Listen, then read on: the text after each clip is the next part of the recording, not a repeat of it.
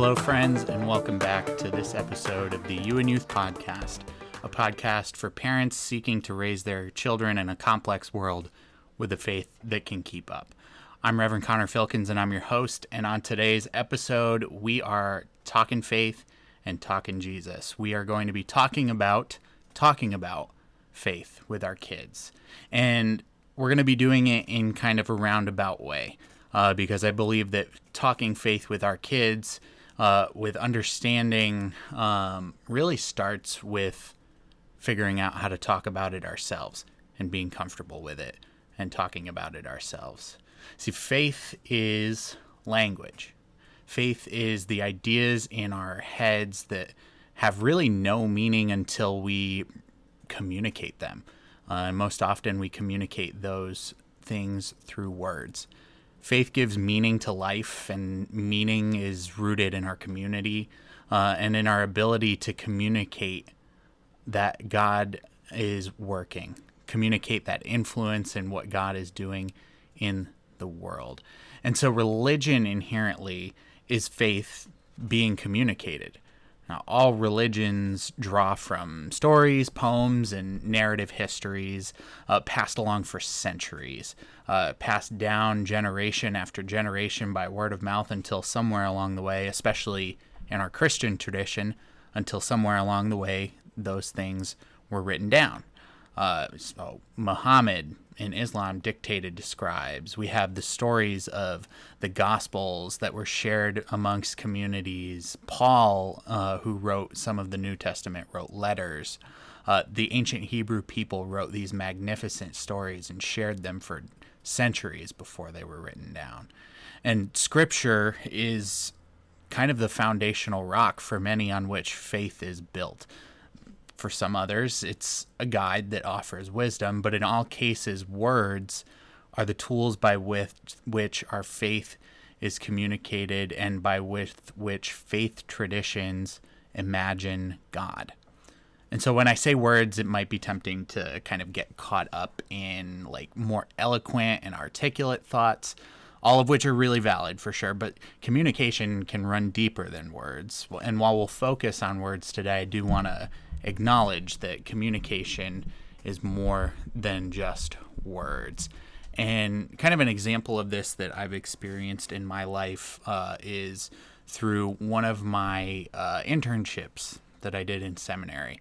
I worked at a place called Emmaus Homes, which was an agency that worked with adults with developmental disabilities that offered them independent living situations with caregivers, and I worked in the spiritual care department of this community. And so every Sunday we were hosting a church service for this community, and every Wednesday we would do a Bible study for adults with a wide range of developmental disabilities, some who were verbal and high functioning, and others who were nonverbal and very low functioning in that sense. But I found what was so amazing about this community was that no matter the level of ability of them to be able to communicate, they always were able to communicate and engage with the faith community that we had built together. And so I think keeping that in mind, that we all speak different languages, whether it's words or whether it's through nonverbal forms of communication, at the heart of it all, communication is the key to sharing faith. And for many of us, words and language are the primary tool by which that is shared. But there is, as you probably know, a variety of ideas out there when it comes to faith and when it comes to religion. It's estimated that there are about 10,000, that's right, 10,000 world religions. And within our own faith of Christianity, there are nearly 45,000 denominations. And now, I think this diversity is a result of just how diverse we are as humans and a testament to the complexity of God as well. So many ideas of who or what God is or isn't, and, it gets messy. Here in the United States, we can kind of feel this language barrier that this diversity creates, and we feel it pretty acutely. especially nowadays, faith rhetoric has been at the heart of the political landscape and has been for the better part of the last decade and really for a long, long time in this country. And I think back to when I was in seminary at the height of the 2016 election. It was my first semester in St. Louis. And the morning after the election, the professor of my morning class held space for us to kind of process the moment and what we were experiencing. And for a progressive seminary in St. Louis that championed social justice, there was still quite a diversity of theology that was present in that classroom. And the language was flying. And in the nearly 8 years since, Christianity in America has been in a war of words.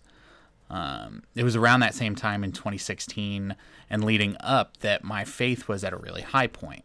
But my language was starting to shift, and it got confusing really quickly for me. So I grew up in the United Church of Christ, which is the denomination that I currently serve in my context here. I grew up at a historic church in Connecticut that's been around since 1675. And growing up, I was taught the stories of faith and knew them as much as like a middle school boy could. Adam and Eve, Noah and the ark, Moses and Pharaoh, Jesus and his miracles and the disciples. I'd been taught the stories, but was missing the connection kind of to what they meant to me in my lived experience. So, we're going to go back to when that meaning started to be created for me. And it wasn't until my first mission trip that my faith began to evolve and the stories began to turn into more than just stories for me. The problem was, though, that mission trip experience, contrary to the faith tradition that I was brought up in, was evangelical. Dun dun. That word in today's context is quite at the center of a lot of conflict and strong opinions and ideas of many across the political spectrum. And I'm going to talk about that word a little bit later. But we're going to continue this story. So I came home from that mission trip having been changed forever. It was truly a life-changing experience and really moving, and I felt really connected to my faith. And it was because of this faith expression that was very, very different from the one that I'd grown up in, that I was still being raised in. And this brought up a whole host of conflicts within me. Questions like, why isn't my church like this? Does this mean my church is wrong? Why are we singing hymns with old language instead of these newer songs that I understood and could connect better with? And it was at that point that I'd begun to hit a language barrier. And when I hit that, I began reacting, I think, as many do when they reach this point. I was drawing lines, I was taking sides, and defining right versus wrong on my own terms. But the years went by and continued to experience, these transformative experiences on mission trip and continued to have these questions. But as life went on and my own person began to grow, my internal pendulum began to swing in a different direction. As I entered my college years, my values really had solidified. I wouldn't say they shifted, but they really had solidified, and I knew kind of what was important to me as far as things like common good and inclusivity and things like that. And a lot of it was really kind of considered out of alignment with what a lot of people would understand the core values and beliefs of evangelicalism to be. And so now I was feeling the opposite sort of tension, this tension between these formative experiences, but also the values that I carry.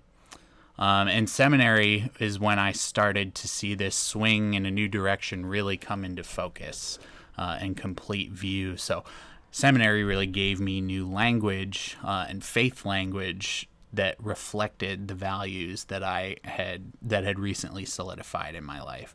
that I knew were important to me, but just never really had been given the language to express in my older settings. But without knowing it, I was now starting to make the same mistake again.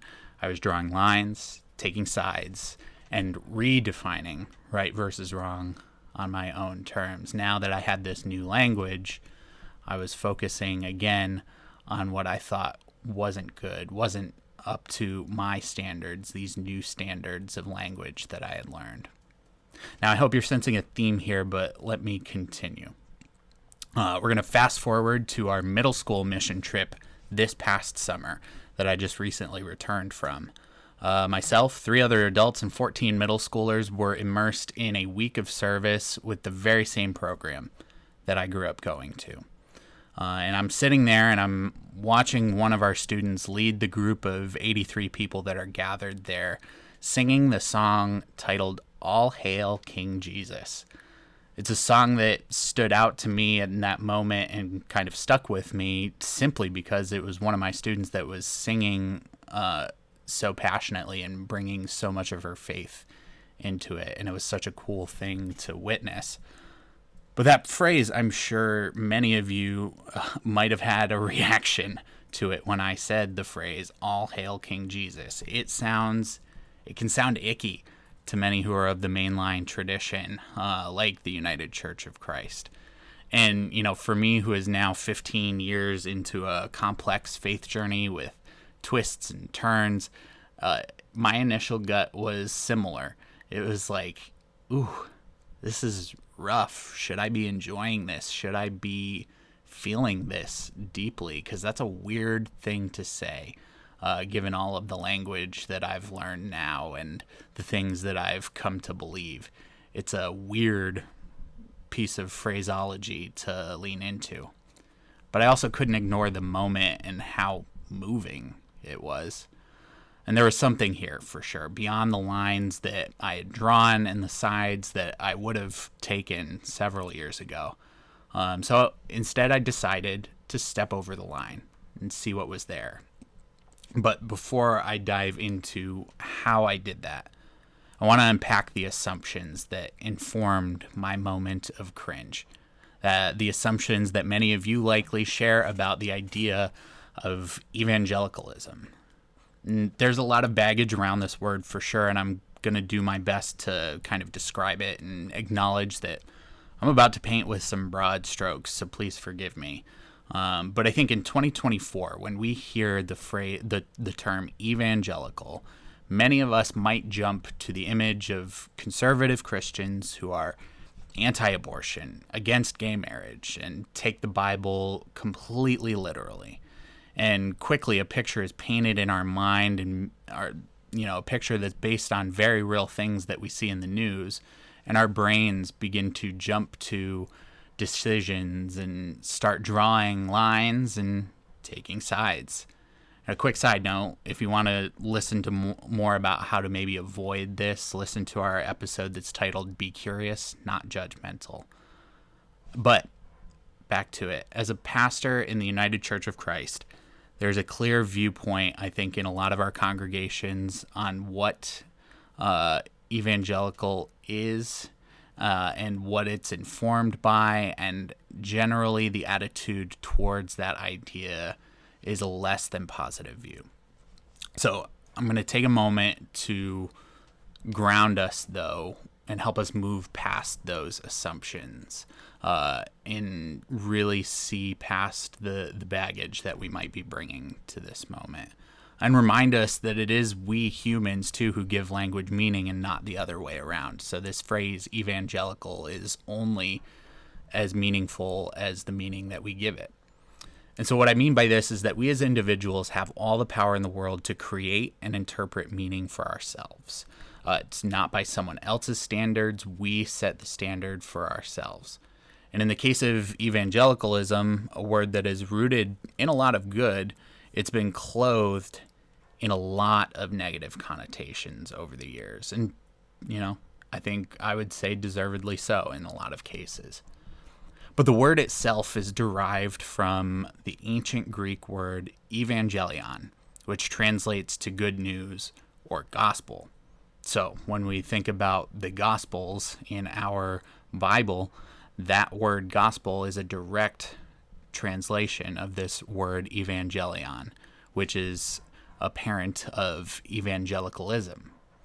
And we've likely heard the word evangelism distinguish between evangelism and evangelicalism.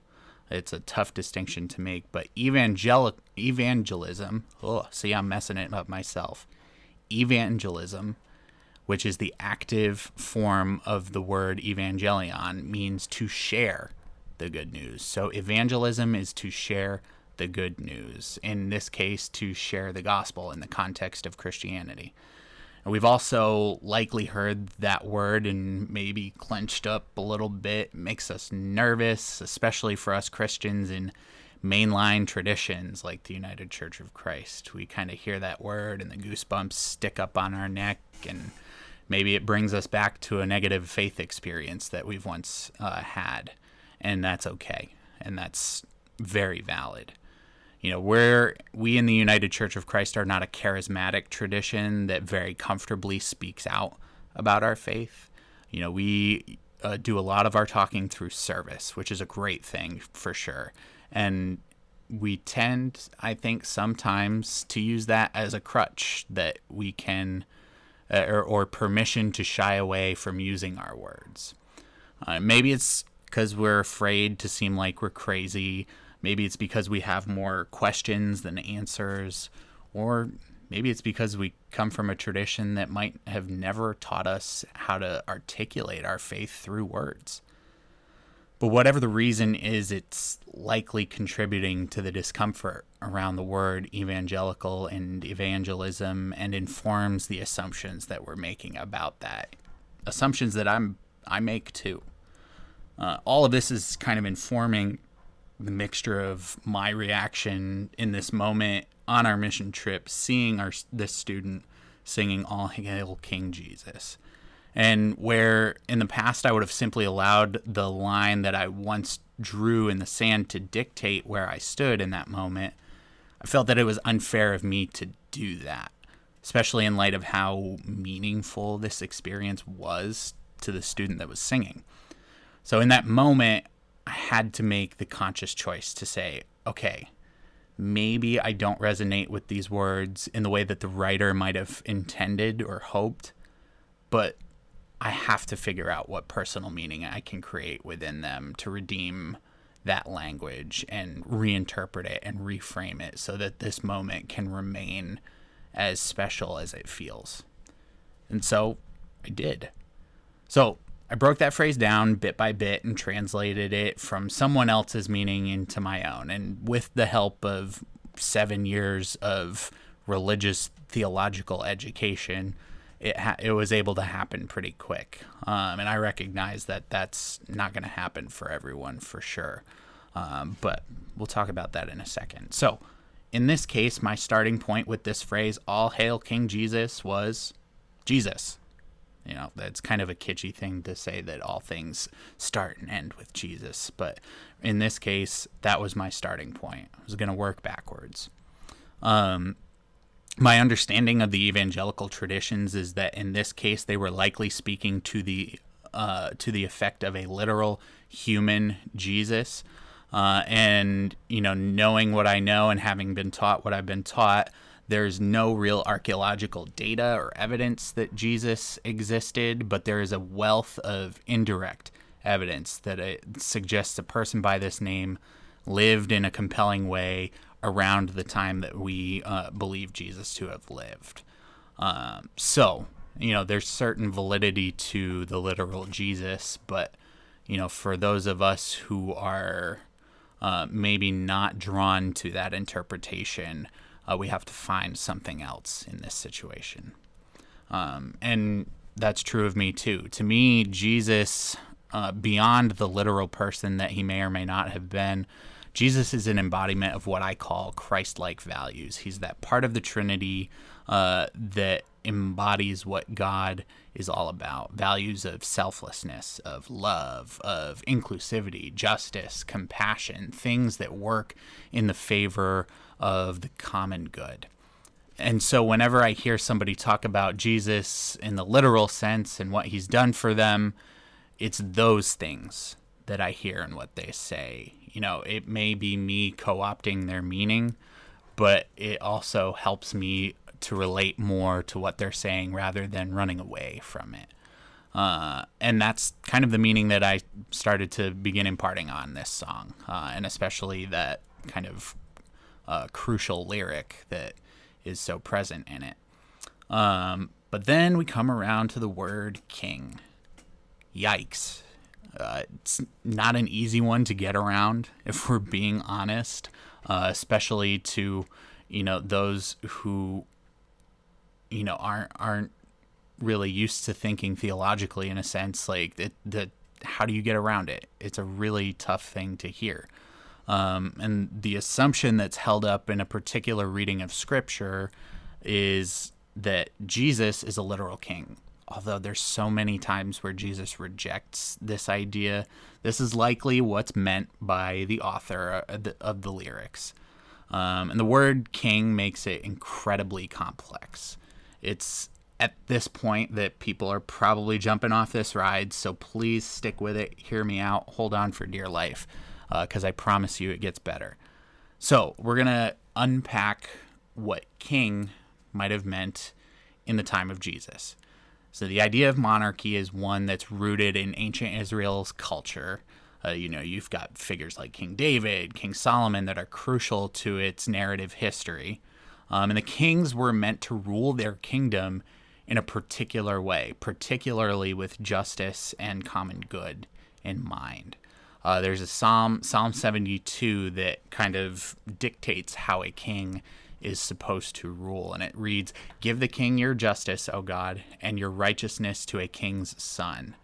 May he judge your people with righteousness and your poor with justice.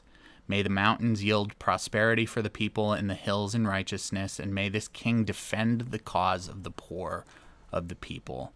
Give deliverance to the needy and crush the oppressor." So I don't know how many of you think of those things when you think of a king, but I think for most of us, if we're looking back on the 2,000 years since Jesus' time, and we think of king, we're not thinking of those things. We're thinking of power-hungry people that do the exact opposite of what that psalm says. But in this context, a king is supposed to be for the cause of advancing the prosperity of poor people and resolving oppression around them, rather than being about power and control. And this is what a kingdom should look like in their eyes, and this is what the kingdom of heaven refers to when we hear Jesus talk about this kingdom of ideals where everyone is treated justly, compassionately, with kindness. And that's the kingdom that Jesus says is coming to earth through his ministry.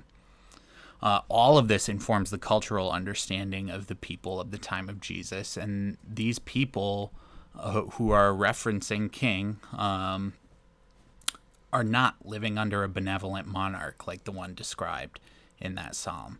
Instead, they're living under a brutal governor of one of history's most powerful and ruthless empires, the Roman Empire. And so we hear kingdom language in the New Testament, and it makes us antsy because we've seen since then how kings can do the same thing as empires, and brutalize people and oppress people and keep those oppressive systems in place. But for the people in this time, to speak of a kingdom was to speak against the Roman Empire. It was subversive. It was meant to embody those themes of common good, compassion, and kindness. And for them, it was not because the kingdom was the best form of government or politicking by any means, but it was simply the language that they had to describe a life that was in opposition to oppression, particularly oppression of the Roman Empire. So we get back to King Jesus. It can mean a literal person being a literal king, for which many it is, and that's the interpretation, and that's okay. That's not what I would approach it with, but I'm not going to invalidate that. But it could also be that King Jesus is more a metaphor, one that says it is the love that Jesus embodies that should dictate our actions and lead how we structure communities and how we build this kingdom that Jesus talks about, build it upon kindness and compassion, and structure our communities around those values. Now, I'll acknowledge I was able to make this translation quickly because I sat through 7 years of higher education that was focused on religion. And so I've studied these things and I know these things. But it is possible to do this for anyone. And it's a worthy endeavor to do, in my opinion. So if you are struggling with some of these things, if there are things that you struggle with, reach out. You can find us online. You can DM us. If you have questions, we're more than willing to see how we can explore those questions with you. You know, so much of our world is divided by misconstrued meanings or words taken out of context or words spoken with insidious intent. And as challenging as it also is on us to be able to filter through the noise and to distinguish as best we can what is truly harmful and that which only maybe seems harmful. You know, we can reject the harmful things like exclusivity and hate without being afraid to dive into the more ambiguous things that, you know, maybe seem like they're bad. And that phrase, all hail King Jesus, is certainly one of a great example of things that are ambiguous, things that could go one way or the other. And because it's ambiguous, it's easy to write off. And it carries a lot of implied meaning for sure. And the work to peel away those layers can be really difficult. But I come back to something that my seminary professor once told us about language and meaning. I'm going to botch the direct quote, but it was something to the effect of the language that we avoid or reject is to reject a tool that could help our ability to do good. So basically what that means is, basically what he's saying is that if we avoid wrestling with meaning, we give up on our own ability to make meaning and to do good in the world. See, all language has the potential for good, but without us using it in that way, it's just words. Or it's words that can be taken and used in harmful ways. In practice, what this looks like is pressing past the initial discomforts of what we hear and seeking the good in something. You know, there may not be good in everything, but we owe it to our world to do the work of finding that out by crossing the language barriers that keep us from connecting with other people. And when there's something that is hurtful, we can call it out in ways that promote healing and justice rather than continue to rip apart and create divides. And when we find something that maybe isn't apparently harmful, but maybe seems suspicious, we're given permission to act on that suspicion, but act on it with curiosity and not judgment. The fact of the matter is that if you have a child in today's world, you are parenting to a generation that is more curious, open-minded than ever, with a world of information at their fingertips. So they have so much access to so many ideas. And for you, that can be pretty overwhelming, I would imagine. But when it comes to faith, your kid could be in a myriad of different boats. And this is where we're going to kind of connect all I've said to what we said at the beginning, how we talk about faith with our kids. You know, your kid could be in a whole lot of different boats. They could be an atheist. They could be unsure and have a lot of questions. They could be looking at an entirely different religion, or they could be one of those Jesus freaks that makes us nervous. But wherever they fall, it's so important not to write off where they are and the language they use just because it's different than what we might hope for them or different than what we understand ourselves. You know, if it's not harmful, meet them with curiosity and really do the work to distinguish whether it's harmful. Is this ideology hurting other people? Does it marginalize, or does it focus in on common good? And if it does, meet them with curiosity, even if the language sounds insane. Sometimes we as parents want to know all the answers and teach our kids how to think and what to think and how to act, but often it ends up being the kids who teach us a whole lot more. Most of all, being able to model honest communication about faith and life helps kids to feel safe. So sharing a story about doubt and struggle can go a long way in making them feel comfortable enough to step into those spaces themselves if they're hesitant. When we, too, challenge ourselves to do deeper faith thought, that helps us model that for our kids. And when we are modeling that for kids, they see that and they internalize that and they learn from us. But above all, remember, wherever your child is on their faith journey, whether they're deep in a Christian faith or another tradition entirely, whether they talk openly about their faith or not, look past the language. Try to see the morals that are speaking underneath the surface of what your kid is saying. Because the language of morality speaks without words, and if you can find that moral center of your student, and see that it is rooted in a place of compassion and kindness, then you can breathe because your kid is doing great. And feel free to get to know the person in front of you. Seek that common ground in the languages that you're speaking, even if they're different. And that may not be what you're looking for, but it's a good starting point to talking about your faith with kids. If you're comfortable with talking about faith, if you're comfortable with pressing past the things that you're unsure of, or can find the good in the things that your kid is saying to you, that's a great start. And friends, that's going to wrap up this episode of the You and Youth podcast. Please find us on Instagram, on Facebook to keep up with all of the episodes that are coming up. You can also find us on HudsonUCC.org/podcasts for more information and to fill out our content form so that you can drive the content that we provide for you. You can also support the show by buying merch, which you can find at a link on that website as well. Friends, thank you so much for listening, and we will see you next time.